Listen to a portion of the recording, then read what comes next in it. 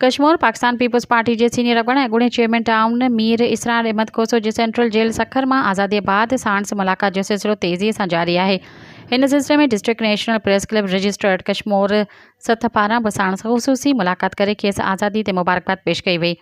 इन मौके ते ॻाल्हाईंदे मीर इसरार अहमद खोसो चयो त मुआज़िज़ शख़्सियत सरदार शमशीर खान मज़ारी जी ख़ासि कोशिश सां असां भाइरनि विच में मिल्कियत जी तकरार जो ख़ात्मो आणण लाइ असां सभु भाइर फ़ैसिले लाइ मुतफ़िक़ थी विया आहियूं। हुन वधीक चयो त सरदार शमशीर खान मज़ारी मोला मोहसिन सरदार ऐं वॾे भाउ जहिड़ी हैसियत रखे थो जंहिंजो एहसान मां सॼी हयाती न विसारे थो सघां।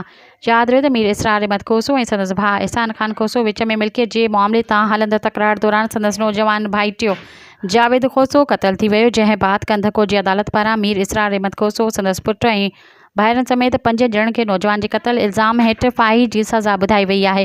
हुननि खे सेंट्रल जेल सखर मुंतक़िल कयो वियो। इन बाद सरदार शमशीर खान मज़ार जी ख़ासि कोशिशुनि सां गॾोगॾु पाकिस्तान पीपल्स पार्टी जे ज़िले अगवान ऐं डिस्ट्रिक्ट चेयरमैन गुल मोहम्मद जकरानी जी मुसलसल जिदोजहद सां मामले जी सुलझाइण बाद मीर इसरार अहमद खोसो जी जेल मां आज़ादी अमल में आंदी वई आहे। सब्सक्राइब कयो अवामी न्यूज़ HD खे ऐं ताज़ा तरीन ख़बरुनि लाइ ॾिसंदा रहो अवामी न्यूज़ HD।